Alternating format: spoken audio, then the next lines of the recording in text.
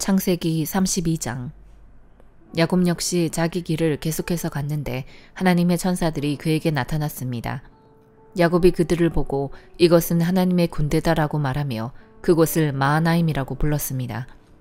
야곱이 에돔 지방 세일 땅에 있는 형 에서에게 자기 앞서 심부름꾼들을 보내면서 그들에게 명령했습니다. 너희는 내 주인 에서 형님께 이렇게 말씀드려라. 어르신의 종 야곱이 이 말씀을 전하라고 하셨습니다. 제가 라반과 함께 지내며 지금까지 머물렀습니다. 제게는 소와 나귀와 양과 염소와 남녀 종들이 있습니다. 형님께서 너그러운 사랑을 보여주시길 바라며 제가 제 주인이신 형님께 이렇게 소식을 전하는 것입니다. 라고 말이다. 심부름꾼들이 야곱에게 돌아와 말했습니다. 저희가 주인 어른의 형님께 갔는데 지금 그분이 주인 어른을 만나러 오시는 중입니다. 400명이나 되는 사람들을 거느리시고 함께 오고 계십니다. 야곱은 너무 두렵고 마음이 괴로워서 자기와 함께한 사람들과 양떼와 소떼와 낙타들을 두 무리로 나누었습니다. 그는 만약 에서 형이 와서 한 무리를 공격하면 남은 진영은 달아나도록 해야겠다라고 생각한 것입니다. 야곱은 기도했습니다. 오, 제 할아버지 아브라함의 하나님, 제 아버지 이삭의 하나님 여호와여, 제게 네 고향 네 친척에게로 돌아가라. 그러면 내가 너에게 은혜를 베풀어 줄 것이다 라고 말씀하지 않으셨습니까? 저는 주께서 주의 종에게 베풀어 주신 그 모든 자비하심과 신실하심을 감히 받을 자격이 없는 사람입니다. 제가 지팡이 하나만을 갖고 이 요단강을 건넜지만 이제는 이렇게 두 무리나 이루었습니다. 저를 제 형의 손, 곧 에서 형의 손에서 구원해 주소서. 그가 와서 저와 제 처자식들을 공격할까 두렵습니다. 그러나 주께서는 내가 분명히 너에게 은혜를 베풀어 네 자손이 바다의 모래처럼 셀 수 없이 많아지게 하겠다라고 말씀하셨습니다. 그날 밤 야곱은 거기에 머물렀습니다. 그는 자기가 가진 것들 가운데 자기 형 에서에게 줄 선물을 골랐습니다. 그것들은 암염소 200마리와 순염소 20마리, 암양 200마리와 순양 20마리, 젖먹이는 암낙타 30마리와 그 새끼들, 암소 40마리와 황소 10마리, 암낙이 20마리와 순낙이 10마리였습니다. 야곱은 그것들을 여러 때로 나눠 각각 자기 종들에게 맡기고는 말했습니다. 나보다 앞서가라. 그리고 가축대 사이에 거리를 두고 가라. 야곱은 가장 앞서가는 떼에게 말했습니다. 내 형님 에서 어른께서 너희를 맞으러 와서 너희들은 어느 집 사람들이며 또 어디로 가는 길이냐? 너희 앞에 가는 이 짐승들은 누구 것이냐? 라고 물으시면 너희는 이것들은 주인 어른의 종 야곱의 것인데 그의 주인 에서 어른께 보내는 선물입니다. 야곱은 저희 뒤에 오고 있습니다. 라고 말씀드리라. 그는 또한 두 번째 떼와 세 번째 떼와 그 나머지 떼들을 따라가는 모든 종들에게 말했습니다. 너희가 에서 어른을 만나게 되면 그분께 똑같이 말씀드리라. 그리고 보십시오. 주인 어른의 종 야곱이 저희 뒤에 오고 있습니다. 라고 말씀드리라. 야곱은 혹시 내가 내 앞서 보내는 이 선물들로 형의 마음을 누그러지게 한 다음에 만나면 형이 나를 용서해 주지 않을까라고 생각한 것입니다. 그래서 야곱은 선물을 그의 앞에 먼저 보내고 자기는 그날 밤에 장막에서 지냈습니다. 그날 밤 야곱이 일어나서 자기의 두 아내와 두 여종과 11명의 아들들을 데리고 야복나루를 건넜습니다. 그는 그들을 데리고 시내를 건너보내며 자기가 가진 것들도 다 건너보냈습니다. 그리고 야곱은 홀로 남아 있었는데 어떤 사람이 나타나 동틀 때까지 야곱과 씨름을 했습니다. 그 사람이 자기가 야곱을 이기지 못하는 것을 알고는 야곱의 엉덩이 뼈를 쳤습니다. 야곱이 그 사람과 씨름하는 사이에 야곱의 엉덩이 뼈가 어긋나게 됐습니다. 그 사람이 말했습니다. 동이 텄으니 나를 보내다오. 야곱이 대답했습니다. 저를 축복하지 않으시면 못 갑니다. 그 사람이 물었습니다. 네 이름이 무엇이냐? 그가 대답했습니다. 야곱입니다. 그 사람이 말했습니다. 이제 네 이름은 더 이상 야곱이 아니라 이스라엘이다. 네가 하나님과 겨루고 사람들과 겨루어 이겼기 때문이다. 야곱이 말했습니다. 주의 이름을 말씀해 주십시오. 그가 대답했습니다. 어찌 내 이름을 묻느냐? 그가 거기에서 야곱을 축복했습니다. 야곱이 그곳을 브니엘이라 부르고는 말했습니다. 내가 하나님을 대면해서 보았는데도 내 생명이 보존됐구나. 야곱이 브니엘을 떠날 때 해가 떴습니다. 그는 엉덩이뼈가 어긋나서 절뚝거렸습니다. 그 사람이 엉덩이뼈에 힘줄을 쳤기 때문에 오는 날까지 이스라엘 자손들은 엉덩이뼈에 붙은 힘줄을 먹지 않습니다. 마가복음 3장. 예수께서 다시 회당으로 들어가셨는데 그곳에 한쪽 손이 오그라든 사람이 있었습니다. 몇몇 사람들이 혹시 예수께서 안식일에 그 사람을 고치지나 않을까 하며 예수를 고소할 구실을 찾으려고 가까이에서 지켜보고 있었습니다. 예수께서 손이 오그라든 사람에게 말씀하셨습니다. 일어나 앞으로 나오너라. 그리고 예수께서 그들에게 물으셨습니다. 안식일에 무슨 일을 하는 것이 옳겠느냐? 선한 일이냐 악한 일이냐? 생명을 구하는 것이냐 죽이는 것이냐? 그러자 그들은 말없이 잠잠고 있었습니다. 예수께서 노하셔서 그들을 둘러보시고 그들의 마음이 완악한 것을 마음 깊이 슬퍼하시며 그 사람에게 말씀하셨습니다. 손을 펴보아라. 그가 손을 쭉 내밀자 그 손이 완전하게 회복됐습니다. 그러자 바리새파 사람들은 그 길로 나가 헤롯 당원들과 함께 어떻게 하면 예수를 죽일까 음모를 꾸미기 시작했습니다. 예수께서 제자들을 데리고 호숫가로 물러가시자 갈릴리에서 많은 사람들이 예수를 따라왔습니다. 예수께서 행하신 일을 다 듣고 유대, 예루살렘, 이두메, 요단강 건너편 두로와 시돈 지방에서 많은 사람들이 몰려왔습니다.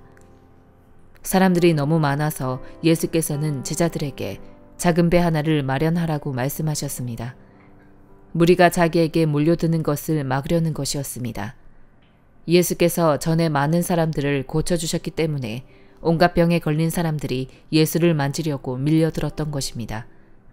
더러운 귀신들은 예수를 보기만 하면 그 앞에 엎드러져 당신은 하나님의 아들이십니다라고 소리쳤습니다. 그러나 예수께서는 자기가 누구인지 말하지 말라고 엄하게 꾸짖으셨습니다. 예수께서 산으로 올라가셔서 원하는 사람들을 불러 모으셨습니다. 그러자 그들이 예수께로 나와왔습니다. 예수께서는 12명을 따로 뽑아 이들을 사도라 부르시고 자기와 함께 있게 하셨습니다. 그리고 그들을 내보내셔서 전도도 하게 하시며 그들에게 귀신을 쫓는 권세도 주셨습니다.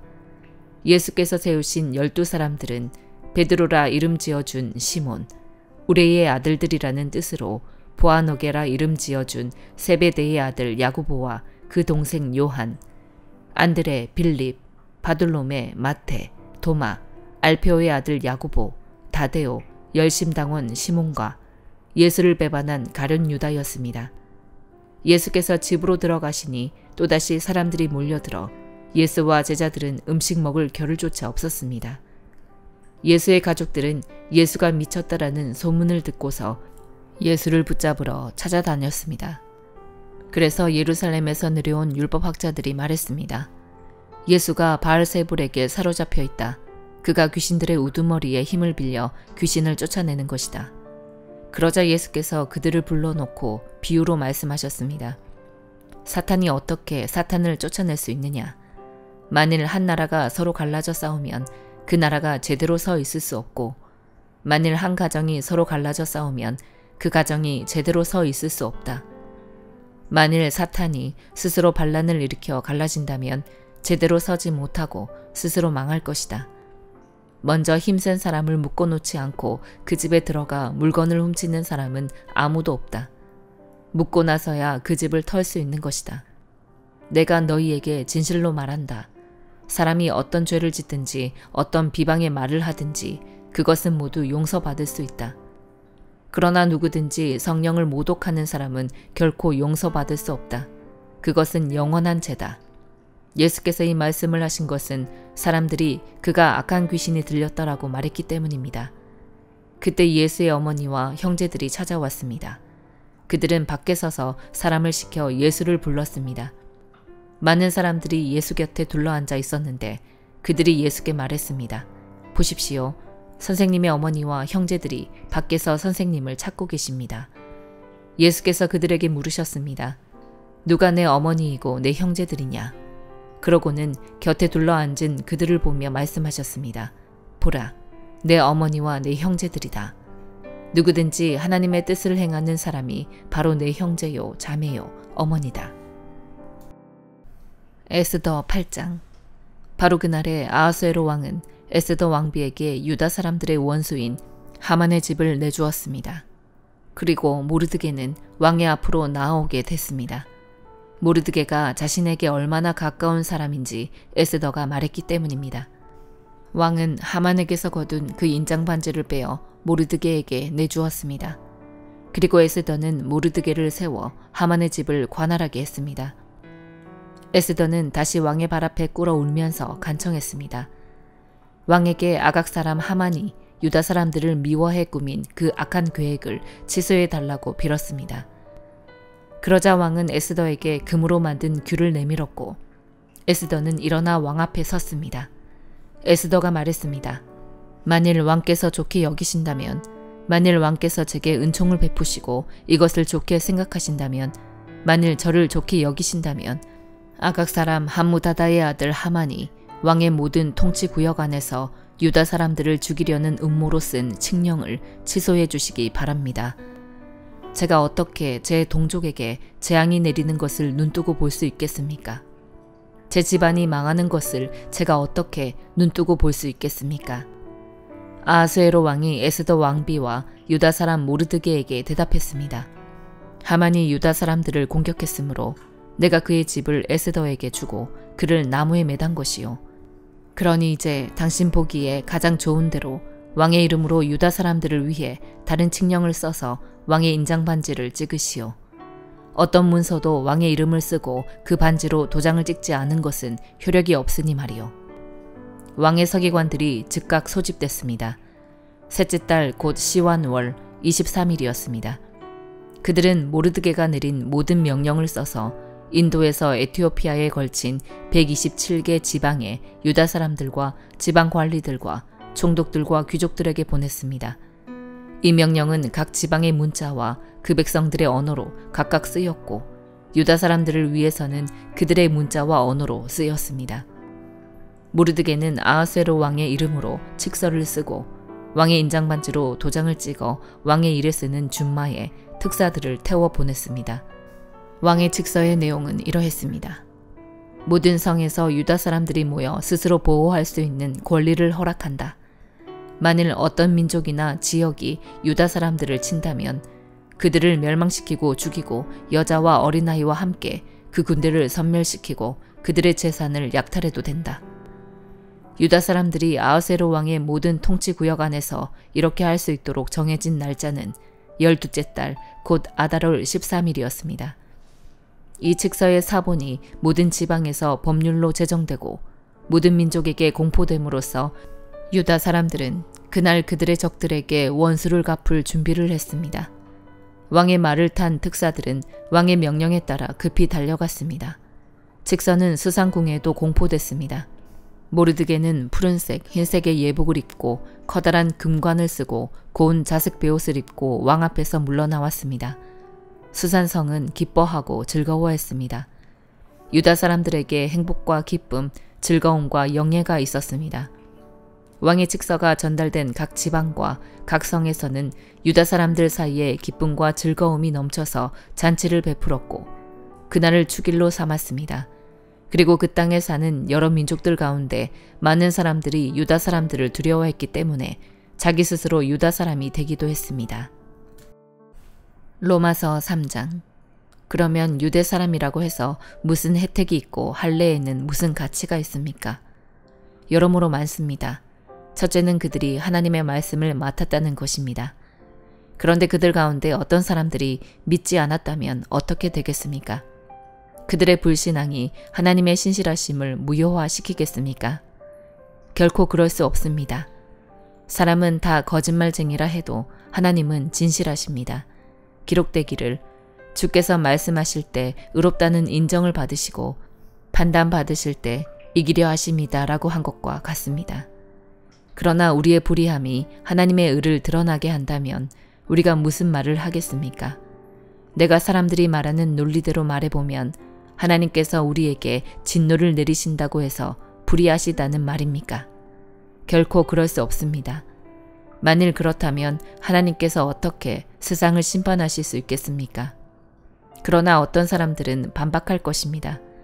내 거짓으로 인해 하나님의 진실하심이 더욱 풍성해져서 그분에게 영광이 됐다면 왜 내가 여전히 죄인으로 심판을 받느냐? 그리고 선을 이루기 위해 악을 행하자라고 말하지 않겠습니까? 어떤 사람들은 우리가 그렇게 말한다고 비방하니 그런 사람들은 심판을 받아 마땅합니다. 그러면 무슨 말을 해야 하겠습니까? 우리가 더 낫습니까? 결코 그렇지 않습니다. 유대 사람이나 그리스 사람이나 다 죄 아래 있다고 우리가 이미 선언했습니다. 기록되기를 의인은 없으니 하나도 없고 깨닫는 자도 없고 하나님을 찾는 자도 없다. 모두 곁길로 행해 다 쓸모없게 됐다. 선을 행하는 자가 없으니 하나도 없다. 그들의 목구멍은 열려있는 무덤이고 혀로는 거짓말만 일삼으며 그들의 입술에는 독사의 독이 있고 그들의 입에는 저주와 독설이 가득하다. 그들의 발은 피 흘리는 데 민첩하며 그들의 길에는 파멸과 참담함이 있어 그들은 평강의 길을 알지 못했다. 그들의 눈에는 하나님을 두려워함이 없다라고 한 것과 같습니다. 율법이 말하는 것은 율법 아래에 있는 자들에게 말하는 것임을 우리는 압니다. 이는 모든 입을 다물게 하고 온 세상이 하나님의 심판 아래 있게 하려는 것입니다. 그러므로 율법의 행위로는 하나님 앞에서 의롭다는 인정을 받을 육체가 없습니다. 율법으로는 죄를 깨달을 뿐입니다. 그러나 이제는 율법과 별개로 하나님의 의가 나타났습니다. 이것은 율법과 예언자들이 증언한 것입니다. 하나님의 의는 예수 그리스도를 믿는 믿음으로 인해 믿는 모든 사람에게 주어집니다. 거기에는 차별이 없습니다. 모든 사람이 죄를 지었으므로 하나님의 영광에 이르지 못합니다. 그러나 그리스도 예수 안에 있는 구속으로 인해 하나님의 은혜로 값없이 의롭다는 인정을 받습니다. 하나님께서는 이 예수를 속죄제물로 내어주셨습니다. 의롭게 되는 것은 예수의 피를 믿음으로써 이루어집니다. 이는 하나님께서 오래 참으시는 가운데 과거에 지은 죄를 광고하심으로 그분의 의를 나타내시기 위함입니다. 지금 이때에 하나님께서 그분의 의를 나타내신 것은 자신이 의로우시며 또한 예수 믿는 사람들을 의롭다고 인정하시는 분임을 나타내시기 위함입니다. 그렇다면 자랑할 것이 어디에 있습니까? 전혀 없습니다. 어떤 법으로입니까? 행위로입니까? 아닙니다. 오직 믿음의 법으로입니다. 우리는 사람이 율법의 행위와 상관없이 믿음으로 의롭다는 인정을 받는다고 생각합니다. 하나님이 유대 사람만의 하나님입니까? 이방 사람의 하나님은 아닙니까? 진실로 이방 사람의 하나님도 되십니다. 할례 받은 사람도 믿음으로 인해 또한 할례 받지 않는 사람도 믿음으로 인해 의롭다고 인정하실 하나님은 한 분뿐이십니다. 그러면 우리가 믿음으로 말미암아 율법을 파기합니까? 결코 그럴 수 없습니다. 오히려 우리는 율법을 굳게 세웁니다. 아멘.